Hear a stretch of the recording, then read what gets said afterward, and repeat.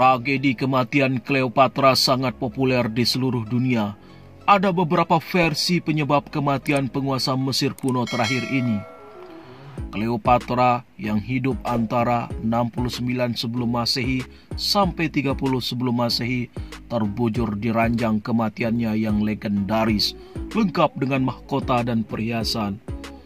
Walau masih misterius, konon Cleopatra bunuh diri menggunakan gigitan ular Naja Haje yang ia sarangkan di dadanya sendiri. Jauh sebelum Cleopatra memilih Mark Antony yang merupakan ayah dari ketiga anaknya sekaligus kutu politiknya dalam pertempuran Actium. Setelah Julius Caesar dibunuh, Antony yang merupakan jenderal sekaligus administrator Julius Caesar bertempur melawan ahli waris sang kaisar Octavianus.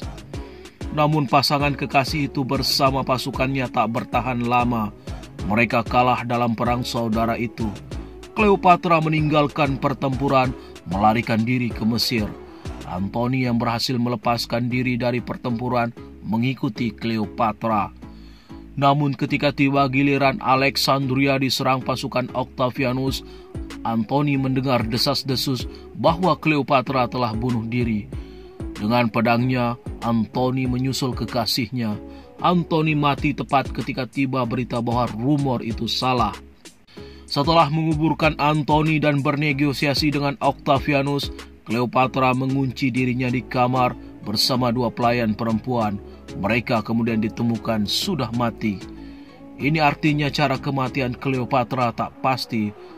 Akhir hidup Cleopatra yang misterius bertolak belakang dengan kenyataan bahwa ia merupakan salah satu tokoh perempuan paling dikenal dalam sejarah. Berbagai karya seni dan sandiwara mengabadikan namanya. Kematian Cleopatra dianggap sebagai salah satu peristiwa paling terkenal dalam sejarah kuno. Namun tak pernah ada yang benar-benar tahu apa yang terjadi di balik pintu kamar Cleopatra yang dikunci itu. Adrian Tronson, profesor sejarah kuno Universitas New Brunswick, Kanada, menyebut kisah kematian Cleopatra sebagai mitos budaya yang diwakili berkali-kali dalam karya seni dan sastra. Saya percaya bahwa dasar sejarah ia melakukan bunuh diri dengan gigitan ular meragukan, tulis Tronson dalam Virgil the Augustans and the Invention of Cleopatra's Suicide 1 as or 2 termuat di Vergilius 44 pada tahun 1998. Di antara kisah hidup Cleopatra, kematiannya akibat gigitan ular bahkan yang paling banyak diabadikan dalam budaya populer. Baik sebelum maupun sesudah adanya pertunjukan Shakespeare tentang tragedi Antony dan Cleopatra, versi yang dengan sendirinya menjadi resmi, tulis Tronson. Kisah itu diterima luas, baik dalam budaya populer maupun wacana akademis, bahwa Cleopatra mengakhiri hidupnya di usia 39 tahun menggunakan gigitan ular kobra Mesir atau Naja Haje. Mereka yang tak yakin telah meneliti catatan kuno tentang metode bunuh diri Cleopatra. Telah terbukti berulang kali bahwa tidak ada kepastian sejarah yang kuat atas kisah ini. Para peneliti banyak bergantung pada catatan kuno. Sumber informasi tertua berasal dari Strabo, sejarawan dan geografi Yunani yang hidup pada masa kematian Cleopatra. Bahkan ketika itu, ia kemungkinan berada di Alexandria. Sebagaimana dikutip Tronson, Strabo menulis bahwa Cleopatra ditawan oleh Octavianus. Ia bunuh diri secara diam-diam di tahanan. Namun agaknya Strabo tak yakin apakah itu dengan gigitan ular kobra atau as atau dengan salep beracun. Jelas dari sumber Strabo bahwa setidaknya ada dua cerita yang beredar pada masanya, tulis Tronson. Sumber berikutnya dari Plutarch yang hidup antara tahun 46 Masehi sampai 1019 Masehi. Penulis biografi asal Yunani. Dalam catatannya ia tak yakin dengan kisah ular itu. Tidak ada jejak reptil yang pernah ditemukan, meskipun katanya beberapa mengatakan mereka melihat jejak ular di dekat laut, di mana jendela kamar Cleopatra menghadap ke laut. Catat Plutarch, sebagaimana dikutip arkeolog Inggris Joyce Leslie dalam Cleopatra Last Queen of Egypt. Sementara itu menurut Plutarch, Kaisar Octavianus agaknya percaya versi kematian oleh ular ini. Ia bahkan membawa gambaran Cleopatra yang dililit ular dalam perayaan kemenangannya.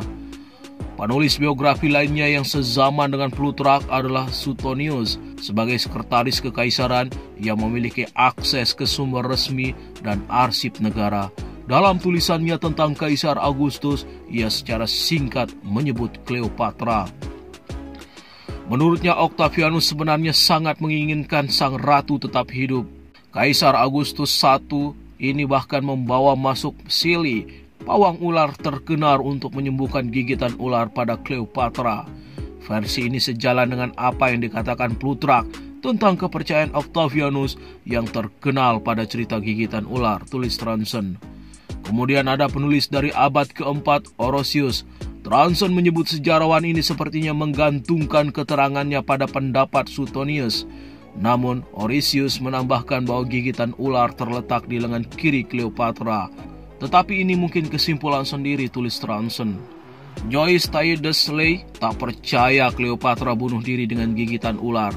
Cara ini tidak mudah karena seekor ular diperkirakan bisa membunuh 3 orang, Cleopatra dan 2 dayangnya. Risiko kegagalannya tinggi.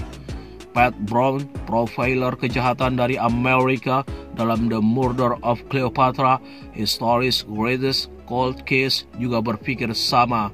Ketika saya berada di Mesir, Roma, dan Inggris, bekerja dengan ahli Mesir kuno, ahli racun, arkeolog, dan sejarawan dunia kuno, saya mulai mengumpulkan cerita lain yang lebih kredibel di balik kematian Cleopatra, tulisnya.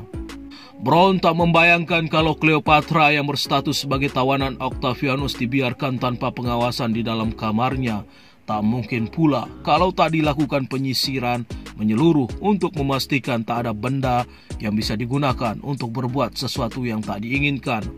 Orang pasti berpikir akan ada penjaga yang kompeten yang ditempatkan di luar pintu, dan mungkin 1 atau 2 penjaga di dalam pintu juga, tulis Brown.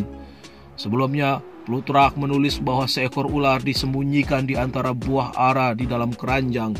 Aneh kalau para penjaga tidak memeriksa keranjang itu ketika para dayang membawanya masuk ke kamar Cleopatra. Seekor ular bukanlah sesuatu yang mungkin terlewatkan selama pencarian semacam itu, tulis Brown. Francois Peter Retief, pensiunan dosen dan dekan kedokteran di University of the Free State, dan Louis Colliers, peneliti kehormatan di Departemen Studi Yunani, Latin, dan Klasik dalam The Death of Cleopatra, termuat di Acta Theologica No. 7 pada tahun 2005. Suplementum berpendapat bahwa ular besar tidak akan muat ke dalam keranjang buah ara. Mereka lebih akan setuju kalau sang ratu dan 2 dayangnya mati akibat racun. Menurutnya, kobra memang dapat menyebabkan kematian yang cepat meskipun luka gigitan kecil. Namun untuk membunuh 3 orang dewasa, ular itu harus berukuran besar. Jika begitu akan sulit untuk diselundupkan dalam keranjang kecil berisi buah ara dan luput dari pengawasan penjaga. Kemungkinan besar keracunan membunuh dengan begitu cepat 3 wanita dewasa, Cleopatra dan pelayannya, Cormian dan Iras, tulisnya. Namun ada teori lain, yakni sang ratu sengaja dibunuh. Tersangka terkuat adalah Octavianus. Pat Brown percaya ini. Saya percaya tentang apa yang benar-benar terjadi masih tersembunyi di balik selubung propaganda dan sandiwara yang dimainkan oleh pembunuhnya, Octavianus, dan agenda kekaisaran Romawi, tulis Brown.